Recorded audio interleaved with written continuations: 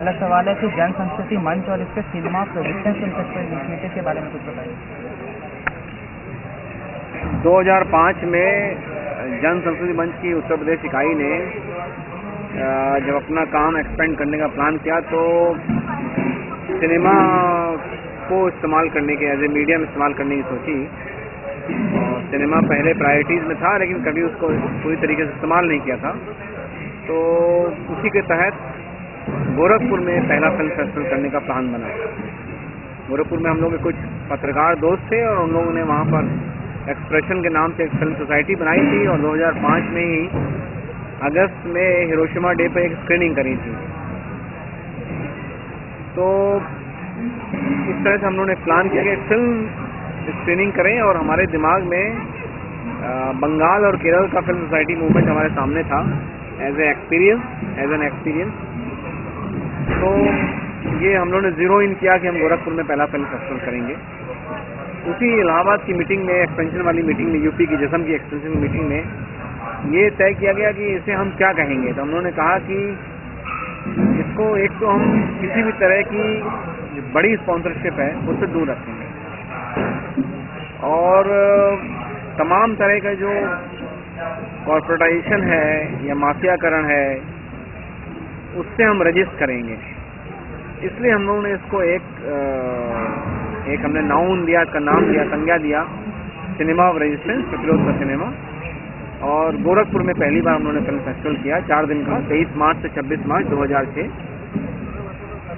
गोरखपुर में इसका रिस्पॉन्स बहुत अच्छा था और आखिरी दिन हम लोगों ने अनाउंसमेंट किया अब ये हर साल होगा। ये अनाउंसमेंट यूं ही किया गया था, आप कुछ अनाउंसमेंट करते हैं, आपने अनाउंसमेंट कर दिया। लेकिन जब बाद में गोरखपुर फिल्म सोसाइटी की रिव्यू मीटिंग हुई तो सभी लोगों ने कहा कि हमें इसे कंटिन्यू करना चाहिए। और पहले फेस्टिवल में हमारा बहुत ज़्यादा नुकसान भी नहीं हुआ था, कुल 10-15 हज़ार रुपये का नुकसान हुआ था। पहले ही फेस्टिवल में हमें 3, एक एनजीओ और एक अखबार का समूह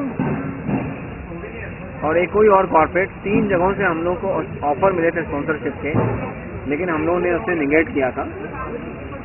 और 2006 के तुरंत बाद 2007 में ही ये फेस्टिवल भिलाई में रिपीट किया गया। फिर 2008 में एक जॉइंट प्रोग्राम के तहत इलाहाबाद में और लखनऊ में हुआ, गोरखपुर के अलावा। फिर 2009 में लखनऊ और भिलाई और आपका गोरखपुर और पटना और नैनीताल में हुआ। धीरे धीरे करते करते अभी 9 सेंटर्स इसके डेवलप हो गए हैं। और सबसे जो इम्पोर्टेंट बात है कि तमाम छोटे शहरों में जो गोरखपुर फिल्म फेस्टिवल का जो मॉडल है सिनेमा ऑफ रेजिस्टेंस का, उसका डुप्लीकेशन हो रहा है। कई जगह हम लोग उनके पार्टनर्स होते हैं, कई जगह हम पार्टनर्स नहीं होते हैं, लेकिन लोगों के दिमाग में उत्तर भारत में सिनेमा फेस्टिवल का या अल्टरनेट स्क्रीनिंग का एक मॉडल डेवलप कर गया है। और खुद हमारी 9 सेंटर्स में हमारी टीमें काम कर रही हैं और सभी जगह हम बिना बड़े चंदे के, बिना बड़े स्पॉन्सरशिप के फेस्टिवल करते हैं। और छोटे छोटे कंट्रीब्यूशन 50 रुपये से लेकर 100 रुपये, 200 रुपये, 1000, 2000, 5000 रुपये। तो हम 50 रुपये से लेकर और 5000 रुपये तक की हमारी रेंज है। और हम कोशिश करते हैं लगातार कि हमारे फेस्टिवल कैसे ज़्यादा से ज़्यादा प्रो पीपल हों और ज़्यादा से ज़्यादा कैसे कम खर्चीले हों, ताकि ये इंडिपेंडेंट बने रहे। ये सिनेमा और रेजिस्टेंस का कुछ खास बातें हैं। सर, आपने बताया कि आपने अपनी शुरुआत सिनेमा ऑफ रेजिस्टेंस से करी थी, तो मैं जानना चाहूँगा कि आपने सिनेमा ऑफ रेजिस्टेंस का थीम ही क्यों चुना और इसके अंदर किस तरह की मूवीज होती है? देखिए 1895 में 1895 में पेरिस में पहली बार मूविंग इमेजेस बनी, दिखाए गए फिर फ्रांस शहर में लुम्रे ब्रदर्स में। और बहुत जल्दी सिनेमा पूरी दुनिया में तेजी से फैला। लेकिन बहुत जल्दी ही सिनेमा के ऊपर जो बड़ी पूंजी का कब्जा हो गया और सिनेमा जो है वो लगातार महंगा होता है। टेक्नोलॉजी की वजह से महंगा होता गया और हिंदुस्तान में स्टारडम जब आया तो और महंगा होता गया। हमें लगता है कि ये मीडियम बहुत इम्पोर्टेंट है, हमें लगता ही नहीं है, सिनेमा के इतिहास में बहुत इम्पोर्टेंट काम हुआ है जिसने सोसाइटी को काफ़ी सोचने पर मजबूर किया है। तो as a film activist, as a cine activist, ये हमारी जिम्मेदारी बनती है कि हम अपने मीडियम को लेकर अच्छी तरह से काम करें। इस पर्सपेक्टिव के साथ हमने काम करना शुरू किया। जब हमने उत्तर भारत में, उत्तर प्रदेश में काम करना शुरू किया तो हमारे पास 50s में केरल और बंगाल का उदाहरण था, जहाँ की फिल्म सोसाइटी मूवमेंट काफ़ी डेवलप किया और गांव में, कस्बों में लोगों को सिनेमा दिखाया गया।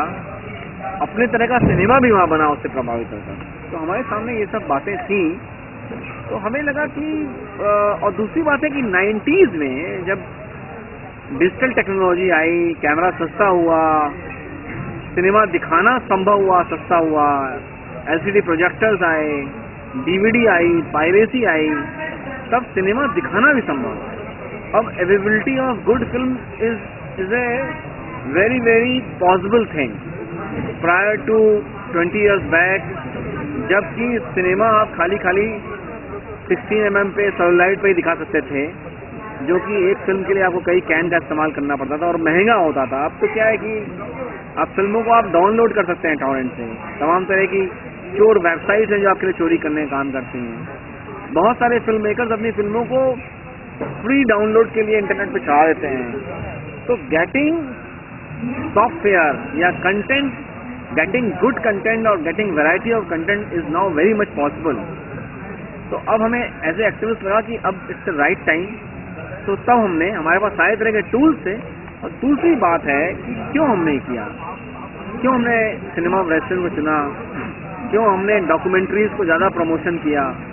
इसलिए किया कि 90s के बाद जब देश में तेजी से ग्लोबलाइजेशन हुआ है, न्यू इकोनॉमिक पॉलिसीज आई हैं, तो तेजी से डिवाइड बढ़ा है between people and people, between state and people, between one region to different region, between one marginalized people to other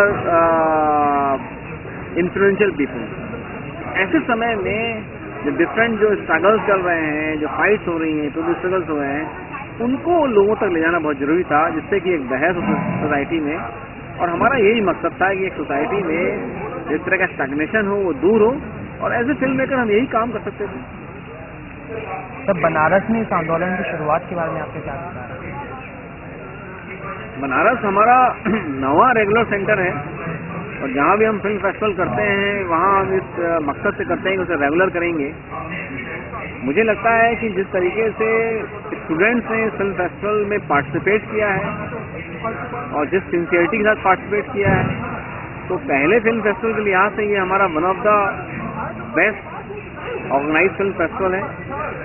और हर डिपार्टमेंट में, चाहे वो प्रोजेक्शन का मामला हो, चाहे वो डेकोरेशन का मामला हो, चाहे वो मीडिया मैनेजमेंट हो, चाहे वो मोबिलाइजेशन हो, चाहे वो फंड कलेक्शन हो, चाहे वो नंबर ऑफ गेस्ट का मामला हो, चाहे वो पब्लिकेशन हो, हर तरीके से बनारस जो है बहुत डेवलप और बहुत मैच्योर तरीके से सामने आया है। और शायद इसलिए भी कि बनारस फेस्टिवल होने से पहले हम 23 फेस्टिवल कर चुके हैं, उनकी भी लर्निंग्स बनारस को मिली है। तो अब हमारे जो नए सेंटर्स हो रहे हैं वो उनको पुरानी लर्निंग्स मिल रही हैं, पुरानी गलतियां हम नहीं दोहराते हैं। और जहाँ कहीं भी यूथ होगा, जिससे कि चीज़ों को आगे ले जाना है, जैसे ही यूथ इन्वॉल्व होगा वैसे ही उसकी गारंटी, बेहतर होने की गारंटी बेहतर हो जाएगी। क्योंकि यूथ बहुत रिसेप्टिव होता है, वो नए आइडियाज़ को सुनने की और उसके हिसाब से अपने डिसीजन को बदलने की क्षमता होती है। तो शायद उम्र का तकाजा भी होता है और वो भावनाओं और विचारों का मामला भी होता है। इस तरह से बनारस मुझे तो बहुत अच्छा लग रहा है। बनारस वैसे एट द एंड आपको कंग्रेचुलेट करना चाहूँगा इस सक्सेसफुल बनारस फिल्म फेस्टिवल के लिए, एंड आपका समय देने के लिए